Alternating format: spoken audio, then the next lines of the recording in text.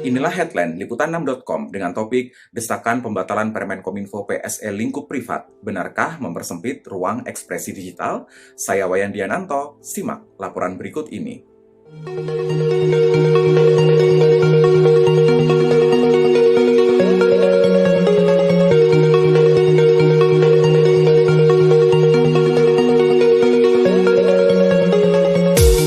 Kementerian Komunikasi dan Informatika RI atau Kemkominfo mewajibkan penyelenggara sistem elektronik alias PSE mendaftarkan operasional bisnisnya di Indonesia. Kebijakan ini tertuang dalam Peraturan Pemerintah Nomor 71 Tahun 2019. Banyak pihak meminta aturan ini dibatalkan karena dianggap mempersempit ruang ekspresi digital. Dalam peraturan itu dijelaskan, PSE adalah setiap orang, penyelenggara negara, badan usaha, serta masyarakat yang menyediakan, mengelola, dan atau mengoperasikan sistem elektronik secara sendiri-sendiri maupun bersama kepada pengguna sistem elektronik untuk keperluan dirinya dan atau pihak lain. PSE dibagi dua lingkup, publik dan privat. PSE lingkup publik adalah instansi penyelenggara negara atau institusi yang ditunjuk oleh instansi penyelenggara negara.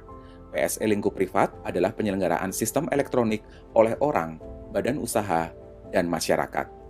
PSE lingkup privat yang tertuang dalam Permen Kominfo 5 tahun 2020 dianggap berpotensi mempersempit hingga menghilangkan ruang demokrasi digital. Pasal 2 ayat 2 dalam Permen Kominfo ini menjelaskan setidaknya ada 6 kriteria soal siapa yang masuk sebagai PSE lingkup privat. Secara spesifik mencakup media pers, komunitas, dan platform non-profit. Direktur Eksekutif LBH Pers Ade Wahyudin di Jakarta pekan ini menyebut potensi sensor di Permen Kominfo sangat besar sehingga ruang-ruang demokrasi digital menyempit bahkan makin tidak ada. Ade kemudian menyorot informasi elektronik dan dokumen elektronik yang dilarang hingga dapat dikenai sanksi pada Permen Kominfo 5 tahun 2020, yakni soal meresahkan masyarakat dan mengganggu ketertiban umum. Definisi ini menjadi pasal karet karena tidak jelas dan berpotensi multitafsir.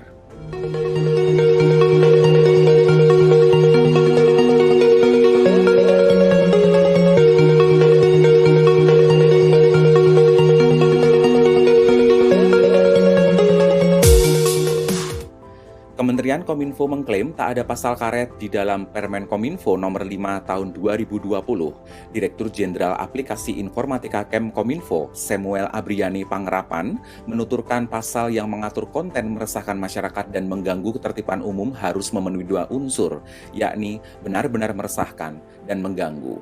Aturan mengenai konten yang meresahkan masyarakat dan mengganggu ketertiban umum itu bukan produk asli Permen Kominfo 5 tahun 2020, melainkan murni dari Peraturan Pemerintah atau PP 71 tahun 2019 yang merupakan turunan Undang-Undang ITE. Permen Kominfo ini hadir untuk memberi batasan-batasan yang sebelumnya tidak dijelaskan dalam PP 71 tahun 2019. PLT Direktur Tata Kelola Aplikasi Informatika Kemkominfo, Teguh Afriyadi menjelaskan, konten yang dianggap meresahkan masyarakat dan mengganggu ketertiban umum perlu ditetapkan kementerian atau lembaga terkait. Kemkominfo tidak bisa langsung menyatakan sebuah konten meresahkan. Berdasar data statistik Kemkominfo, laporan konten yang dianggap meresahkan masyarakat jumlahnya paling sedikit. Kebanyakan pelaporan itu lebih ke arah konten mengganggu atau meresahkan, tapi tidak diatur dalam peraturan perundangan.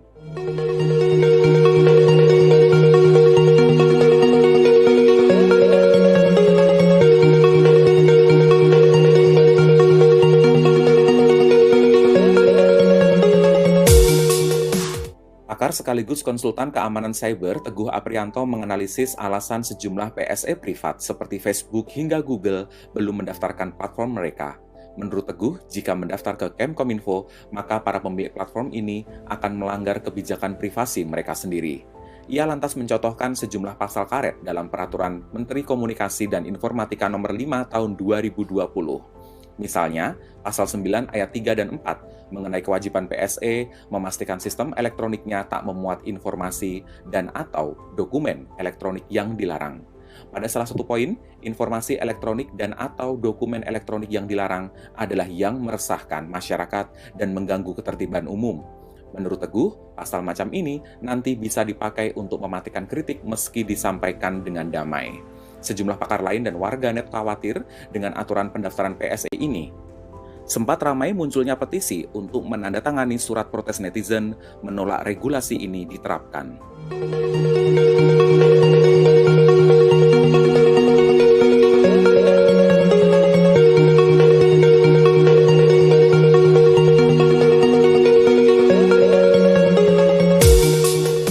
Merespons kekhawatiran pendaftaran PSE privat, Kemkominfo menerangkan kewajiban ini tidak untuk mengendalikan platform, melainkan agar pemerintah tahu siapa saja platform digital yang beroperasi di Indonesia. Terkait permintaan mengakses sistem, Kemkominfo mengklaim ini dilakukan jika ada kejahatan yang dilakukan pihak perusahaan itu sendiri.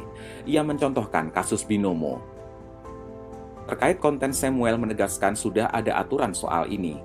Platform juga sudah memiliki tata kelolanya sendiri. Kemkominfo tidak akan sembarang melakukan pemblokiran. Google, salah satu PSE asing terbesar yang akhirnya mendaftarkan diri di PSE Kominfo pada 21 Juli 2022. Sebelumnya, langkah serupa dilakukan Twitter, Snapchat, dan lain.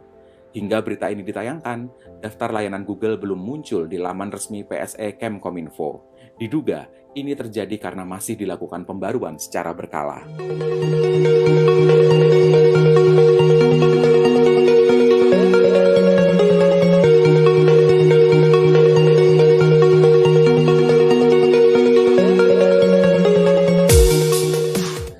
Demikian headline liputan6.com. Saya Wayan Diananto undur diri. Sampai jumpa.